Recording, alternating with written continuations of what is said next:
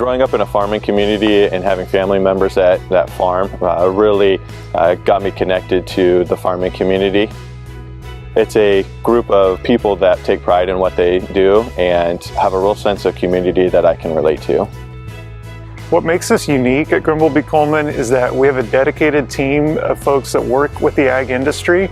We have people that have personal backgrounds that came from a farming background and have spent time with clients and really learn the industry and learn the challenges that our clients face. Business advisory is us going beyond the traditional compliance work and looking for those projects where we can really partner with our clients and give them some additional insight. It's important to have a relationship with your clients because if you don't have that relationship, you tend to stay on the surface. You tend to stay transactional. By having a relationship, you get to know your clients and your client's business is a lot better. You understand the challenges that they're trying to overcome, and by having that additional relationship with them, you're able to solve some of those problems that you might not get to if you only had that surface level relationship.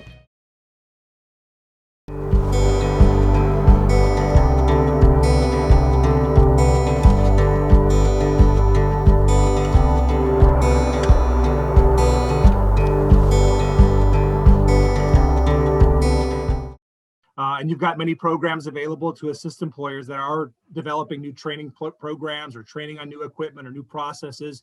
You want to talk about some of the ways the county can partner with companies that are looking to make those investments into training their workforce and how you can come alongside them? Yeah, and that's really, really important right now. As we're hearing from a lot of businesses, as they're starting to open back up, they're having issues with hiring and finding skilled labor.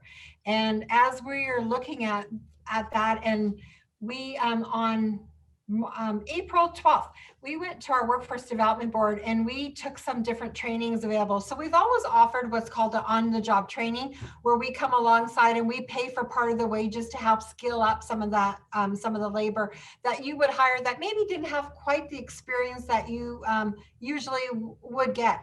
So we had them increase it to 90%. And so we're now paying 90% of somebody's wages, has to be full-time. And that is for 50 or less employees.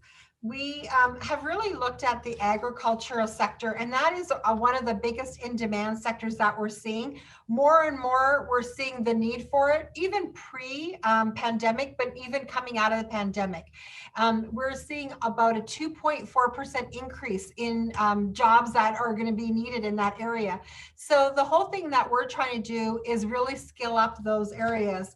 The other things that we can help is with customized training. So if you or a few different businesses all have the need for a certain type of training, we could pull together what we call a cohort, a bunch of individuals who have that same skill set and really train them and help them for the different businesses. We also do incumbent workers. So if you've got employees, which are your greatest asset, if you have employees, but they just don't quite have the skills, we do what we call incumbent worker training. We'll come in, we'll pay for that training, and that way they can maybe work up in your business. So that's really exciting. And then the last thing that we are trying to do is build up the workforce. And it really talks about, you know, individuals. Right now, a lot of individuals are getting unemployment insurance and they're getting more money. And so they're not coming back to work. But we're not seeing that with our youth. And we have seen here in Stanislaus County, the unemployment rate may be low, but not with ages between 18 to 24. The rate is almost up to 19%, where they're just not finding employment.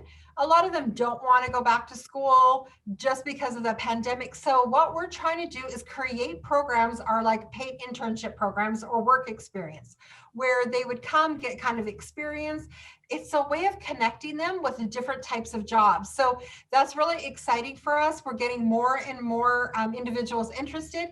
We are working with with Stanislaus State. We're also working with MJC as well as some of the high schools. So take advantage of opportunities like that, get youth into these types of occupations, and that way we can grow them from the bottom up. That's wonderful. Yeah, that's wonderful. I think, we've always encouraged, and hopefully this message resonates for people that are looking to get people in the building and upskill them on their new process or their new equipment or whatever the case may be, to contact the county and engage them as a partner, because you have the resources available and you have the desire to help sort of come alongside them and make sure that their workforce, has the skills needed in order to make sure that that company succeeds here in our county. That's great. Absolutely. There's a lot of pressure right now on employees. We've seen that. We've seen companies that have had a hard time finding people.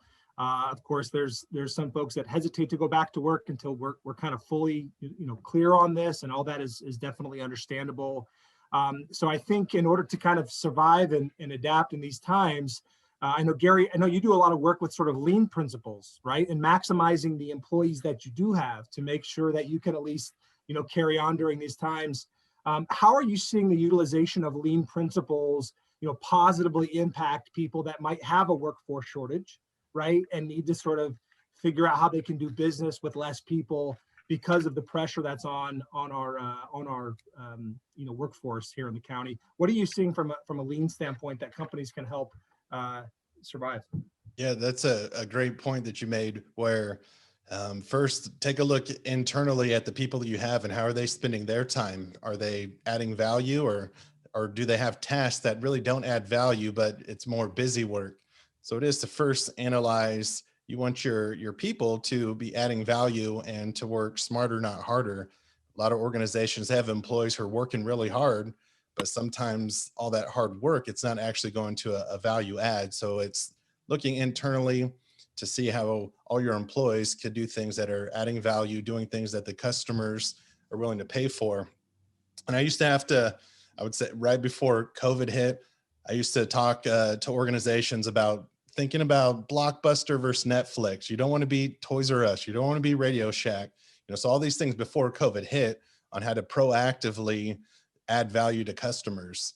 So now I don't even have to explain Blockbuster versus Netflix or why change is important and why you should be ahead of it. Change is here. So now that it's here, we're looking at applying the lean principles, and it really starts with having a continuous improvement mindset and a culture that will be able to think about, hey, how could things get a little bit better today than they were yesterday? Instead of, because it's so easy to get overwhelmed right now. Instead of like, everything's overwhelming, we need to make all these huge changes. But a lot of lean is to take one small piece at a time and chip away at it, get a little bit better each day. So I think that's been huge. And then also, there's a program that we teach in lean called 5S, which is how to organize your workplace. So we talk about sorting, setting things in order, how to shine, how to standardize, and then how to sustain any improvements.